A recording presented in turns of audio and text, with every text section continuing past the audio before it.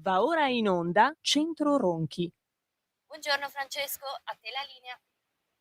Grazie, la voce freschissima e giovanile della nostra regista ci dà forza e attira i nostri 14 radioascoltatori, gatti compresi. Ora, un abbraccione grande, un grandissimo saluto ancora alla nostra Tina, che non sta bene, lo sapete.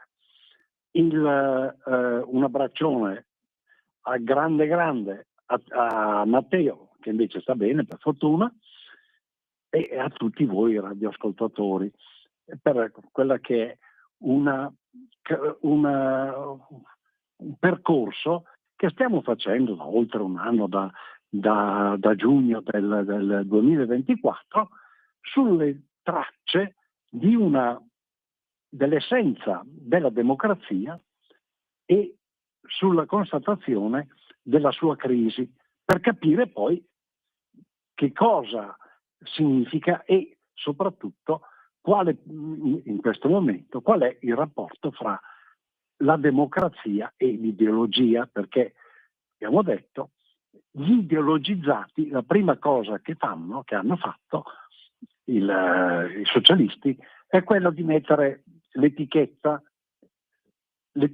che non spetta loro, quella di democratici.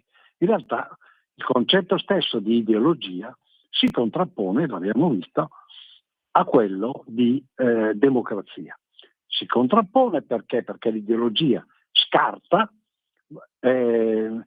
elimina, toglie dall'orizzonte della socialità tutti coloro che non sono convertiti a quella religione, perché è una religione idolatra, e quindi con la democrazia ha poco a che vedere, perché la democrazia ha come presupposto il fatto che, secondo forme diverse che andremo poi a vedere, andremo a esplorare, secondo forme diverse, un popolo esercita, a seconda delle fasi storiche, delle situazioni in cui si trova ad agire, esercita il suo potere.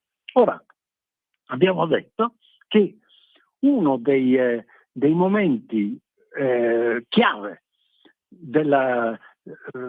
se si vuole anche del disastro attuale, ma è stato quello che ha preceduto le cosiddette guerre di indipendenza italiane, questo per l'Italia. È un momento chiave, un momento culmine, perché da un lato al centro dell'Italia abbiamo un millenario potere imperiale, che è quello del Papa, potere assoluto, il più assoluto che si possa immaginare, perché non è soltanto un potere terreno, ma in qualche modo viene rivestito da un'aura di divinità. Quindi questo potente lì a Roma, con territori intorno, al quale è il rappresentante di Cristo in terra, oltre che sovrano assoluto. Da un lato. Dall'altro lato abbiamo i nazionalismi, le nazioni, che stanno cominciando a comporsi perché sono una reazione al potere assoluto dei sovrani, quindi reazione dettata dalle opere dettata scritta nelle opere di Karl Halevi Marx, il quale dice che il potere, la ricchezza, il potere spetta alle masse, attenzione, non ai popoli, spetta alle masse, alla massa del proletariato. Quindi sovvertendo, in questo caso proprio anche provvidenzialmente, sovvertendo una visione schiavistica che fino ad allora era andata avanti. Questo è il profilo delle idee. Ma nel momento in cui c'è questo sommovimento popolare sottostante, i popoli riprendono in qualche modo una loro importanza, ed ecco che si forma l'idea di nazione, cioè il potente, il sovrano assoluto, è costretto a far riferimento al suo popolo, al popolo che abita i territori dove lui comanda, perché se non trova il modo di mettersi d'accordo, di dare un ruolo anche al popolo all'interno delle guerre che lui come sovrano intende condurre, nessuno gli va dietro. Quindi la nazione, il nazionalismo in questo caso, è una presa di ruolo, una presa di coscienza del ruolo dei popoli. Ha questo aspetto, e rispetto al fatto che in precedenza, fino a quel momento, il sovrano assoluto, il Re Sole, dei suoi servi poteva sostanzialmente fare quello che voleva. Adesso no, adesso bisogna fare i conti, bisogna cominciare a fare i conti con queste persone, le quali, teniamo conto, inizio dell'Ottocento, sono generalmente ignoranti. Cioè, teniamo conto che nella seconda metà dell'Ottocento, laddove a unificazione italiana avvenuta si procedeva alle elezioni, oltre al fatto che chi poteva votare erano alcune centinaia di migliaia di persone su tutto il territorio nazionale, perché era per censo che si poteva votare, ma peraltro c'è da dire che soltanto il 5% circa sapeva leggere e scrivere, e sapere leggere e scrivere vuol dire, era compreso anche chi sapeva mettere a macchinetta la propria sigla, la propria firma, ma non sapeva neanche leggerla. Quindi l'ambito è questo. All'inizio dell'Ottocento, peggio ancora, ovviamente, sembra che fosse il 2% che avesse queste capacità di mettere almeno la firma. Però inizia una presa di coscienza, cioè sostanzialmente il sovrano assoluto deve riconoscere un qualche significato al suo popolo per poter esercitare e conservare il suo potere.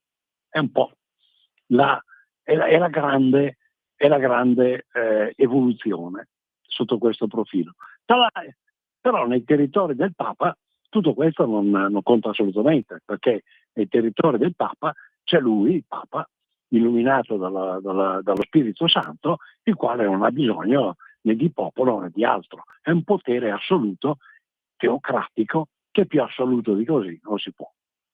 Quindi il momento in cui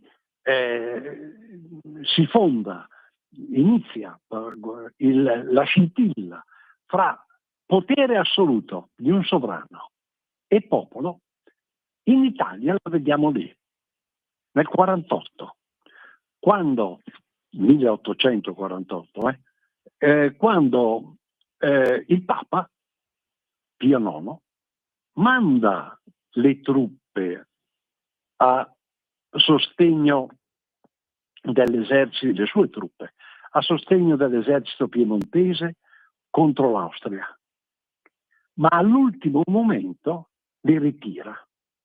Solo una parte dei soldati papalini si aggregano comunque all'esercito di Carlo Alberto, all'esercito piemontese, che poi verrà sconfitto dagli austriaci nella prima guerra di indipendenza.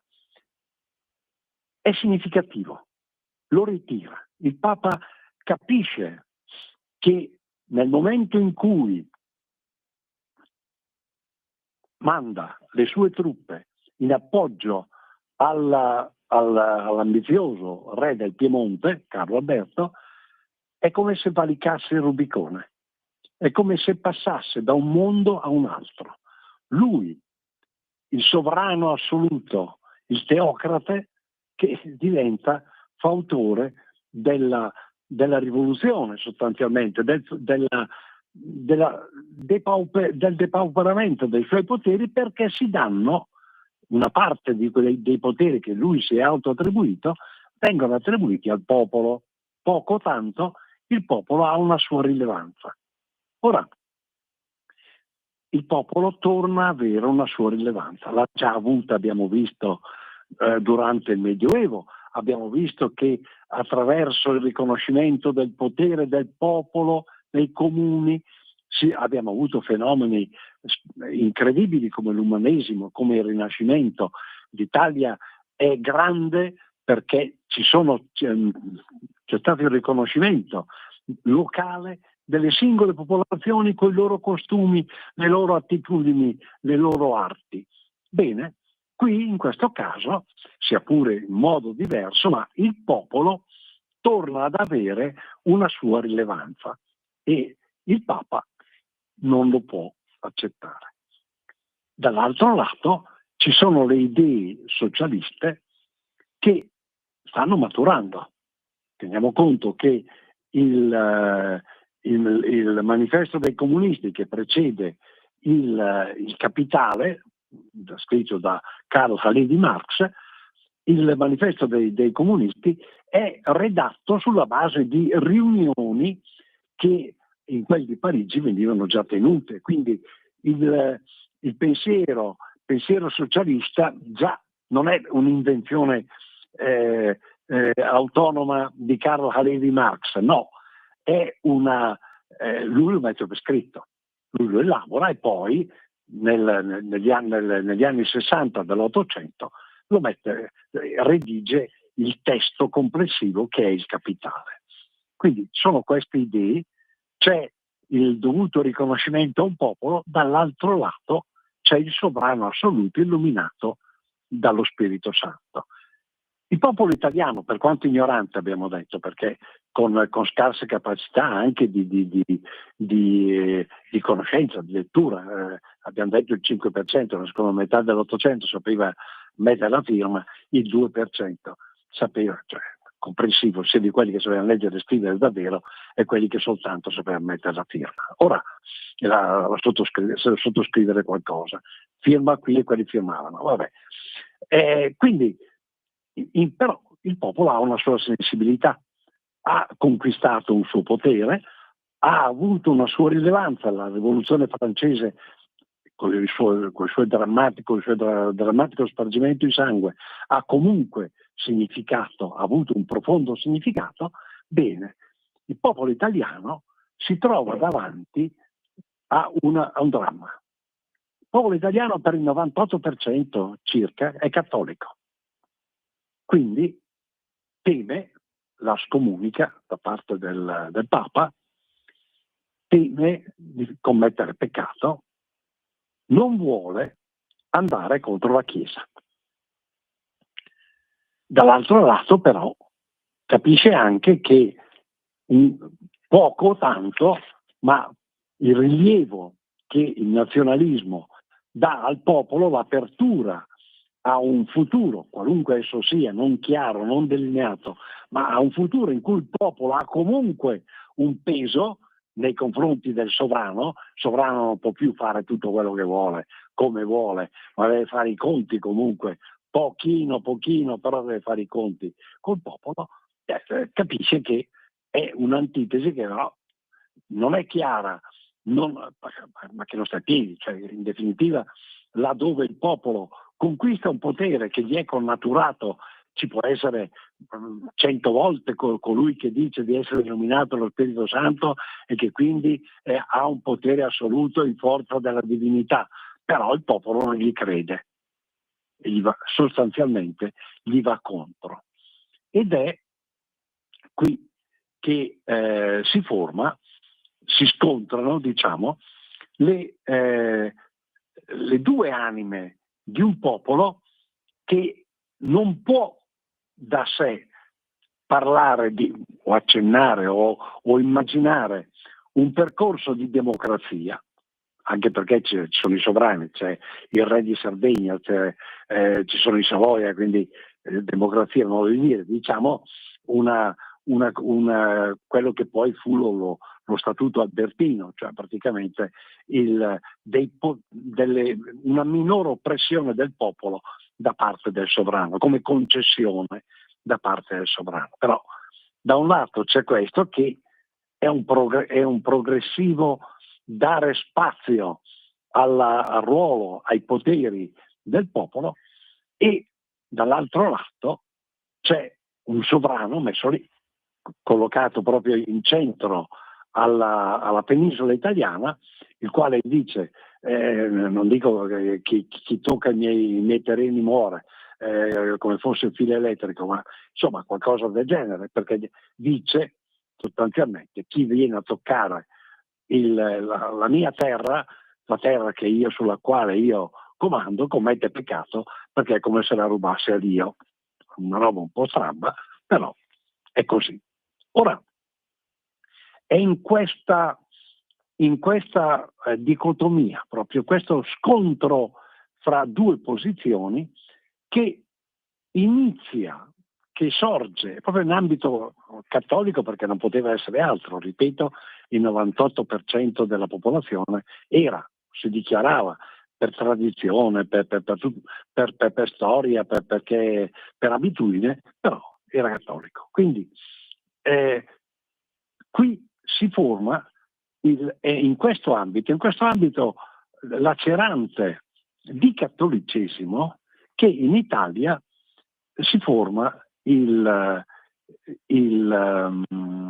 primo nucleo di pensiero in qualche modo democratico, e si forma nell'ambito del cattolicesimo proprio perché sia coloro che sono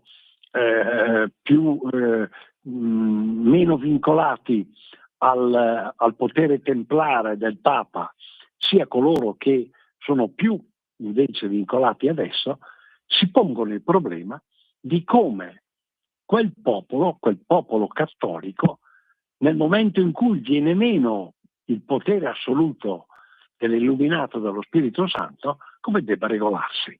È drammatico. Sono momenti drammatici, anche sotto il profilo delle idee, del pensiero, che richiamano, se volete, momenti drammatici dello scontro fra i comuni lombardi e l'imperatore, il Federico I di Hohenstaufen, il Barbarossa. Sono momenti drammatici. È un momento in cui è lacerante in Italia la scelta. Scelgo il popolo che poco alla volta, il mio popolo, e quindi il sovrano, che mi concede di avere un rilievo, di contare qualcosa come popolo, oppure sto contro il sovrano che mi concede questo, e sto dalla parte del Papa, il quale mi dice che altrimenti se gli vado a toccare 2 sassi e una pietra, io vado all'inferno. Questo è sostanzialmente il dramma, grande dramma, che attraversa il popolo italiano e l'elite culturale italiana. Ricordiamoci le percentuali di chi sapeva leggere e scrivere, tanto per essere chiari, ora, che attraversa nei confronti di una storia millenaria, che a questo punto viene meno. Perché ricordiamoci che il Papa aveva raccontato la palla che la Chiesa, il Tempio aveva raccontato la palla che i beni terreni gli erano stati donati fin dall'imperatore Costantino, quindi siamo nel 300 d.C., quindi figuriamoci. Questo qui arriva all'800, 1500 anni dopo, e adesso gli porta via la roba, porta via le donazioni dei Longobardi, gli portano via la storia fatta non proprio in modo limpido, perché per sostenere la donazione di Costantino avevano taroccato i documenti, scoperti poi da Lorenzo Valla, il quale dimostra che sono falsi, ma le donazioni di qua di là tutte un pochettino strambe, però insomma è una storia che in qualche modo è andata avanti per 1500 anni. Nell'Ottocento, alla prima metà dell'Ottocento, verso la metà. Questa storia viene messa in discussione ed è un trauma, ovvio che sia un trauma. E qui comincia a nascere il pensiero cattolico, puramente cattolico, che da un lato si confronta con l'ideologia di Karl Levi Marx e dall'altro invece vuole elaborare una sua teoria anche per tenere i piedi in due i piedi capra e cavoli, per tenere i piedi in due scarpe, cioè salvaguardare gli interessi del pontefice e nello stesso tempo salvaguardare la modernità, le conquiste che il nazionalismo comunque, attraverso il riconoscimento del peso del popolo, garantiva. Quindi questo è qualcosa di bellissimo e drammatico, il tutto mentre le guerre vanno avanti, perché la prima guerra di indipendenza,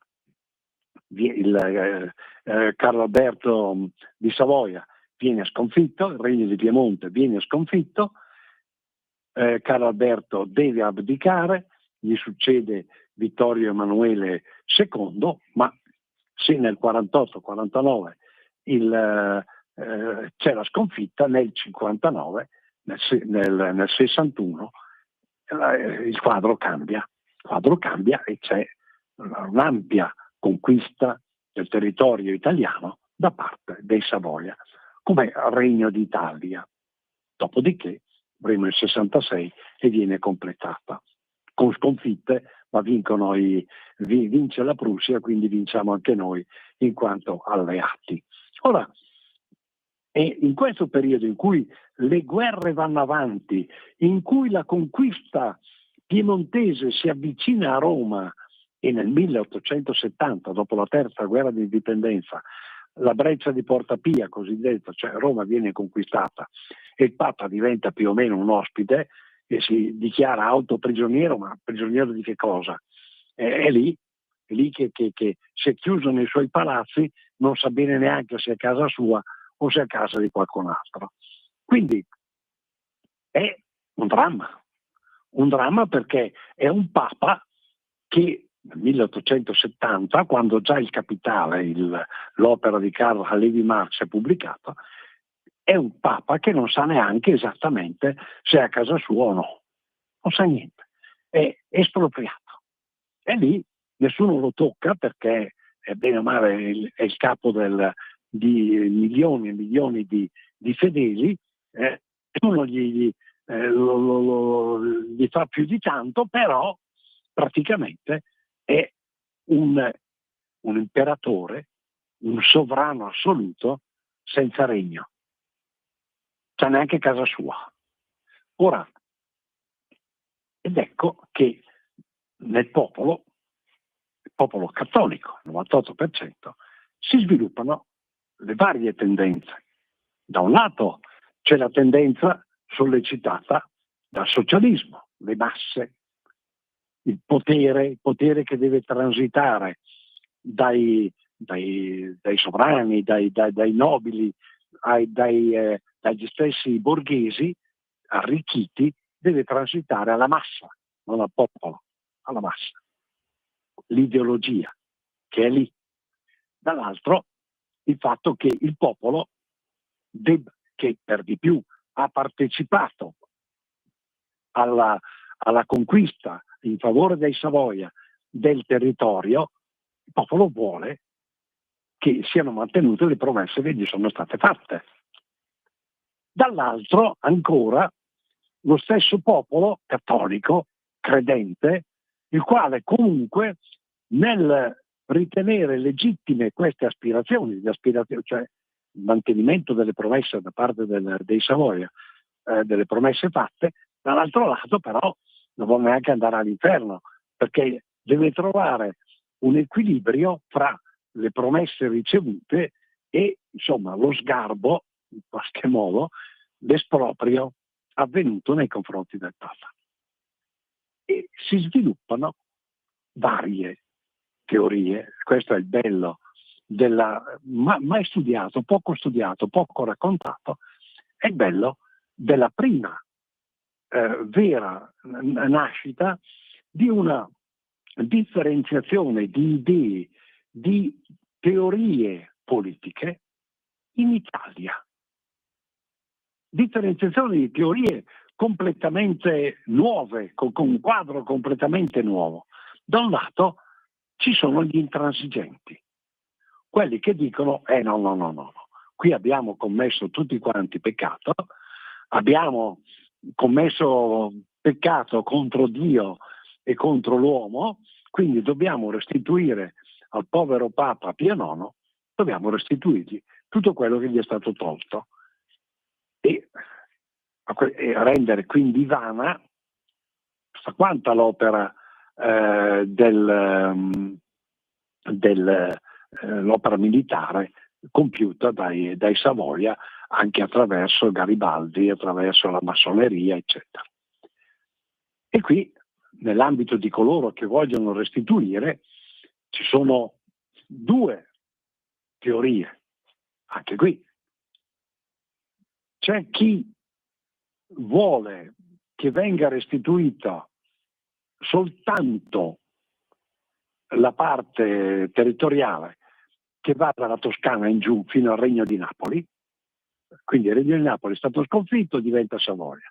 La parte che va dalla Toscana al Regno di Napoli rimane al Papa, dai confini con la Toscana, il Granducato di Toscana in su, comprensiva dell'Emilia Romagna, va in Savoia, è conquistato. C'è stato il plebiscito, che è farlocco ovviamente, e va tutto bene. E questo è un primo aspetto.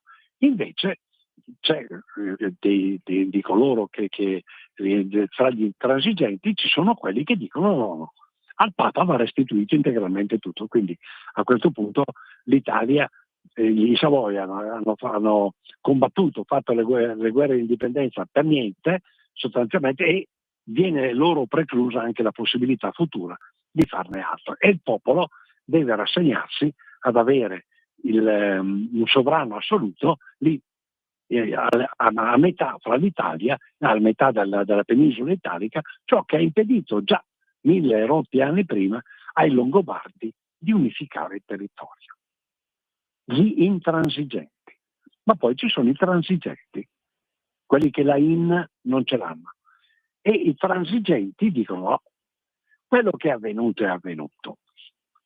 E il Papa come sovrano ha perso le sue terre, gli è andata male, quello capita a qualunque sovrano, e quindi occorre trovare il modo di bilanciare gli interessi, che sono anche del popolo, del cattolicesimo, cioè del cristianesimo, del cattolicesimo, con quelli dello Stato che comunque per eventi storici, eventi bellici, si è venuto a formare. E queste sono le prime due teorie politiche vive, efficaci, che effettivamente vengono trattate, che si pongono in Italia al tempo in cui, tra l'altro, sullo sfondo, accanto all'ideologia di Karl Halevi Marx, c'è una grande teoria politica che è quella dello zognese bergamasco, residente a Milano, figlio dell'orefice Carlo Cattaneo. Ecco, pensate a tutto questo quadro dove si agitano soluzioni opposte fra loro, ma dove per la prima volta in Italia nello stesso popolo si agitano teorie e idee politiche. Oggi abbiamo gli esiti che abbiamo. Non sono state forse coltivate bene, però l'origine è lì. E noi, quella storia, quelle origini, nelle prossime sabato, andremo a cogliere e a valutare. Io vi saluto, vi auguro buon fine settimana, buona domenica, un abbraccione grande alla nostra Tina, un abbraccione grande grande al nostro Matteo. Arrivederci, a Dio piacendo, sabato prossimo. Avete